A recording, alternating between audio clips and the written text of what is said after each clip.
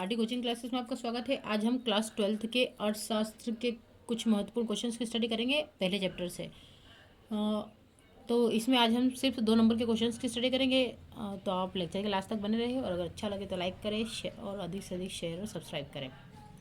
पहला क्वेश्चन है, व्यष्टि अर्थशास्त्र से क्या आशय। तो व्यष्टि अर्थशास्त्र से आशय है, व्यष्टि अर्थशास्त्र से आशय उस अर्थशास्त्र से है जिसमें व्यक्ति की इकाइयों का अध्ययन किया जाता है, जिसे व्यक्ति, परिवार, फर्म, उद्योग आदि का अध्ययन किया जाता है। हैंडरसन तथा क्वांटा के अनुसार व्यष्टि अर्थशास्त्र में व्यक्तियों एवं व्यक्तियों के सुपरिभाषित समूह की आर्थिक क्रियाओं का अध्ययन किया जाता है। फिर आता है व्यष्टि अर्थशास्त्र का मुख्य तंत्र कीमत अर्थ समझाइए। तो व्यष्टि अर्थशास्त्र की एक महत्वपूर्ण मान्यता है कि इसके अंतर्गत पूर्ण रोजगार की स्थिति को मान लिया जाता है। उस मान्यता के होने पर प्रमुख समस्या साधनों के बंटवारे की होती है, क्योंकि साधनों का बंटवारा कीमतों के आधार पर ही किया जाता है। इसलिए कीमत सिद्धांत पर विश्लेषण व्यष्टि अर्थशास्त्र का मुख्य विषय बन जाता है। इसी कारण व्यष्टि अर्थशास्त्र का मुख्य यंत्र कीमत तंत्र बन जाता है। फिर नेक्स्ट क्वेश्चन है, अर्थशास्त्र से क्या आशय है। तो अर्थशास्त्र एक प्रणाली है जिसके अंतर्गत आर्थिक क्रियाओं का संचालन होता है, और अर्थव्यवस्था एक ऐसी प्रणाली है जिसमें मानव अपनी आवश्यकताओं की पूर्ति के लिए साधनों के सही शोषण एवं व्यवहार की व्यवस्था करता है। यहीं तक काफ़ी होगा। नेक्स्ट क्वेश्चन है, पूंजीवादी अर्थव्यवस्था से क्या आशय है। तो पूंजीवादी अर्थव्यवस्था से आशय है, पूंजीवादी अर्थव्यवस्था वह अर्थव्यवस्था है जिसमें उत्पादन के साधनों, आर्थिक क्रियाओं पर निजी स्वामित्व होता है एवं सरकारी हस्तक्षेप बिल्कुल नहीं होता है। फिर आता है, अर्थव्यवस्था की केंद्रीय समस्या से क्या आशय है। ये बहुत इंपॉर्टेंट क्वेश्चन है। अर्थव्यवस्था की केंद्रीय समस्या है, प्रत्येक अर्थव्यवस्था में संसाधन की दुर्लभता एवं उनके वैकल्पिक प्रयोगों के कारण चुनाव की बुनियादी समस्या का सामना करना पड़ता है, जिन्हें अर्थव्यवस्था की केंद्रीय समस्या कहा जाता है। ये समस्याएं निम्न है, क्या वह कितना उत्पादन किया जाए, कैसे उत्पादन किया जाए और किसके लिए उत्पादन किया जाए। फिर नेक्स्ट आता है, हमने अभी पढ़ा केंद्रीय समस्या। अब आता है समाजवादी अर्थव्यवस्था से क्या आशय है। तो समाजवादी अर्थव्यवस्था जो होती है, समाजवादी अर्थव्यवस्था वह अर्थव्यवस्था जिसमें उत्पादन के साधनों यानी कि आर्थिक क्रियाओं पर राज्य का स्वामित्व होना है तथा समाज के आर्थिक कल्याण में सरकार मुख्य भूमिका निभाती है। फिर उत्पादन संभावना वक्र, ट्रिपल स्टार लगा सकते हैं इस क्वेश्चन पे। प्रोफेसर सैमुअल्सन के अनुसार एक उत्पादन संभावना रेखा चुनाव की सूची को बताती है, और शास्त्री केंद्रीय समस्याओं के विश्लेषण के लिए प्राय इस प्रकार के रेखाचित्र का प्रयोग करते हैं, जो समय विशेष पर अर्थव्यवस्था की उत्पादन संभावना को प्रदर्शित करता है। फिर नेक्स्ट क्वेश्चन है, सकारात्मक आर्थिक विश्लेषण क्या है। तो इस आर्थिक विश्लेषण के अंतर्गत यह देखा जाता है कि मूल्य मांग के सिद्धांत के व्यवहार में क्रियाशीलता दिखाई दे रही है या नहीं, अर्थात मूल्य के बढ़ने से मांग की मात्रा क्या हो जाती है, कम हो जाती है या नहीं, तथा मूल्य के घटने से मांग की मात्रा में वृद्धि होती है या नहीं। यही सकारात्मक आर्थिक विश्लेषण है। यानी कि आप मान लीजिए कि अगर कोई कीमत महंगी होगी तो लोग उससे कम खरीदेंगे, तो उसकी मांग कम हो जाएगी, क्योंकि मूल्य बढ़ने पर मांग कम होना और मूल्य कम होने पर मांग का अधिक होना एक तरह से सकारात्मक आर्थिक विश्लेषण को दर्शाता है।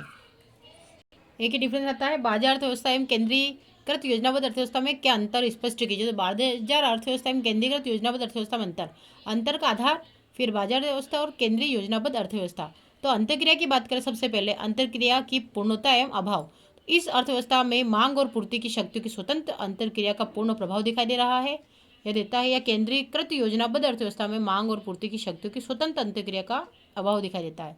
अर्थव्यवस्था जहाँ यह लागू है, बाजार अर्थव्यवस्था विश्व के संयुक्त राष्ट्र अमेरिका, जापान एवं फ्रांस देशों में अपनाई गई, और यह अर्थव्यवस्था चीन जैसे देश द्वारा अपनाई गई है।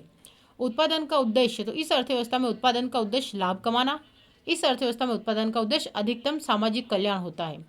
फिर उत्पादन साधनों पर स्वामित्व, तो उद्देश्य लाभ कमाना, अर्थव्यवस्था में उत्पादन के साधनों पर निजी स्वामित्व होता है, और इसमें उत्पादन के साधनों पर समाज या सरकार का स्वामित्व होता है, क्योंकि केंद्रीय होता है। और सरकारी हस्तक्षेप की बात करिए तो अर्थव्यवस्था में सरकार उत्पादकों एवं परिवार के निर्णय में कोई हस्तक्षेप नहीं करती, लेकिन इसमें उत्पादकों एवं परिवार के निर्णय में सरकार का हस्तक्षेप कर सकती है। फिर आता है उपभोक्ता की संप्रभुता। इस अर्थव्यवस्था में उपभोक्ता की पूर्ण संप्रभुता होती है, और इसमें उपभोक्ता की संप्रभुता बाधित होती है। फिर नेक्स्ट क्वेश्चन आता है, व्यष्टि समष्टि अर्थशास्त्र में अंतर। तो व्यष्टि समष्टि अर्थशास्त्र की बात करें तो अंतर का आधार है आशय।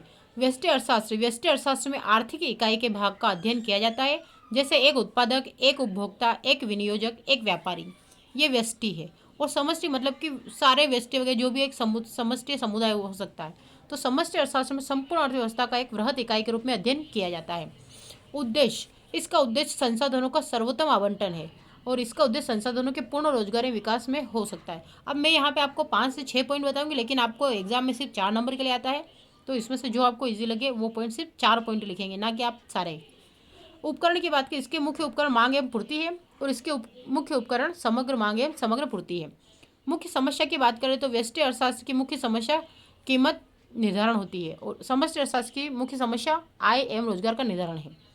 उदाहरण की बात करें तो व्यक्तिगत मांग, व्यक्तिगत पूर्ति, उपभोक्ता व्यवहार, कीमत निर्धारण इसके उदाहरण है और राष्ट्रीय आय, मुद्रास्फीति, रोजगार विकास, मौद्रिक आपूर्ति इसके उदाहरण है। किसके? समष्टि अर्थशास्त्र के।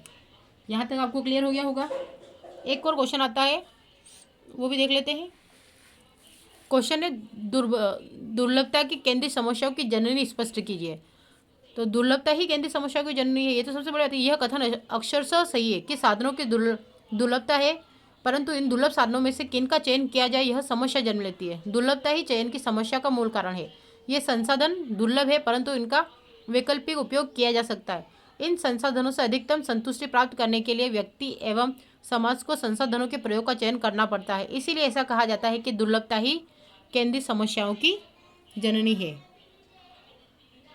फिर नेक्स्ट क्वेश्चन है व्यष्टि अर्थशास्त्र की कोई 5 सीमाएं या व्यष्टि अर्थशास्त्र के 5 दोष। तो व्यष्टि अर्थशास्त्र की सीमाएं दोष की बात करें तो पहला आता है केवल व्यक्तिगत इकाइयों का अध्ययन, यानी कि व्यष्टि अर्थशास्त्र में केवल व्यक्तिगत इकाइयों का ही अध्ययन किया जाता है। इस विश्लेषण में राष्ट्रीय अथवा विश्वव्यापी अर्थव्यवस्था का ही सही ज्ञान प्राप्त नहीं हो पाता। अवास्तविक मान्यता की बात करें तो व्यष्टि अर्थशास्त्र अवास्तविक मान्यताओं जैसे पूर्ण रोजगार, पूर्ण प्रतियोगिता व दीर्घकाल पर आधारित है, इसलिए काल्पनिक भी कहा जा सकता है। व्यष्टि निष्कर्ष समग्र अर्थव्यवस्था के लिए अनुपयुक्त। व्यष्टि अर्थशास्त्र व्यक्तिगत इकाइयों के अध्ययन के आधार पर निर्णय लेता है, लेकिन व्यवहार में कुछ धारणाएं ऐसी होती है जिन्हें समूह पर लागू करने से गलत निष्कर्ष निकलता है। संकुचित अध्ययन की बात करें तो कुछ आर्थिक समस्या ऐसी होती है जिनका अध्ययन व्यष्टि अर्थशास्त्र में नहीं हो सकता, जैसे मौद्रिक नीति, राष्ट्रीय आय, रोजगार, राजकीय नीति, विदेश विनिमय आदि।